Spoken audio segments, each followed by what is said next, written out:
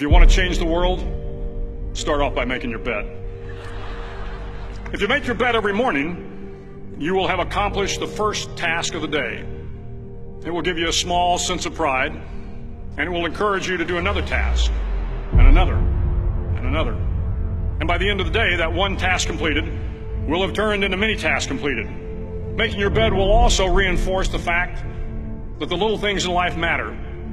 If you can't do the little things right, you'll never be able to do the big things right. And if by chance you have a miserable day, you will come home to a bed that is made, that you made. And a made bed gives you encouragement that tomorrow will be better. To pass SEAL training, there are a series of long swims that must be completed. One is the night swim. Before the swim, the instructors joyfully brief the students on all the species of sharks that inhabit the waters off San Clemente. They assure you, however, that no student has ever been eaten by a shark, at least not that they can remember. But you are also taught that if a shark begins to circle your position, stand your ground. Do not swim away. Do not act afraid. And if the shark, hungry for a midnight snack, darts towards you, then summons up all your strength and punch him in the snout, and he will turn and swim away. There are a lot of sharks in the world.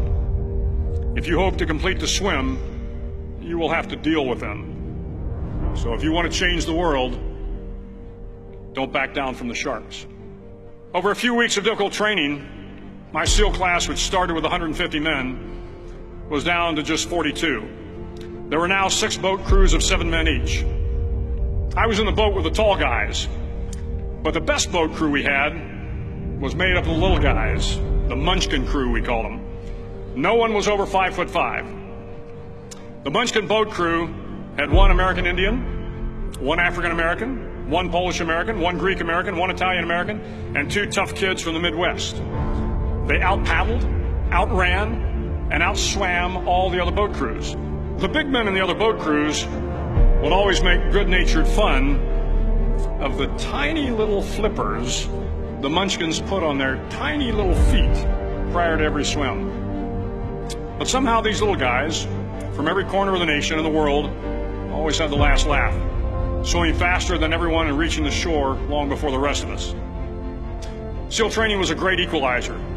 Nothing mattered but your will to succeed, not your color, not your ethnic background, not your education, not your social status.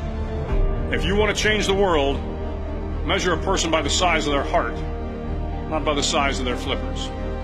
The 9th week of training is referred to as Hell Week. It is 6 days of no sleep, constant physical and mental harassment, and 1 special day at the Mud Flats. The Mud Flats are an area between San Diego and Tijuana where the water runs off and creates the Tijuana Sloughs, a swampy patch of terrain where the mud will engulf you. It is on Wednesday of Hell Week that you paddle down to the Mud Flats and spend the next 15 hours trying to survive the freezing cold, the howling wind, and the incessant pressure to quit from the instructors. As the sun began to set that Wednesday evening, my training class, having committed some egregious infraction to rules, was ordered into the mud. The mud consumed each man till there was nothing visible but our heads. The instructors told us we could leave the mud if only 5 men would quit. Only 5 men, just 5 men, and we could get out of the oppressive cold.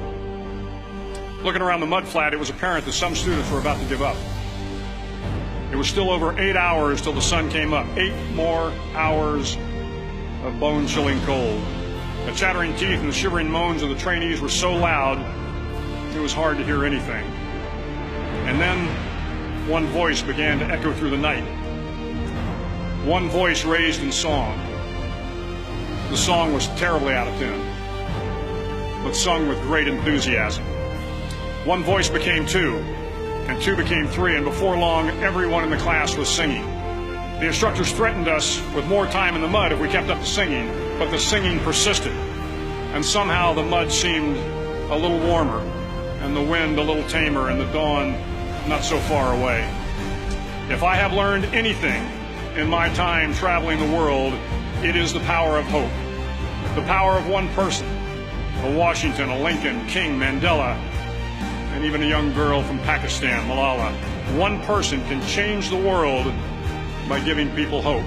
So if you want to change the world, start each day with a task completed. Find someone to help you through life. Respect everyone. Know that life is not fair and that you will fail often. But if you take some risks, step up when the times are the toughest, face down the bullies, lift up the downtrodden, and never ever give up. If you do these things, the next generation and the generations that follow will live in a world far better than the one we have today. And what started here will indeed have changed the world for the better.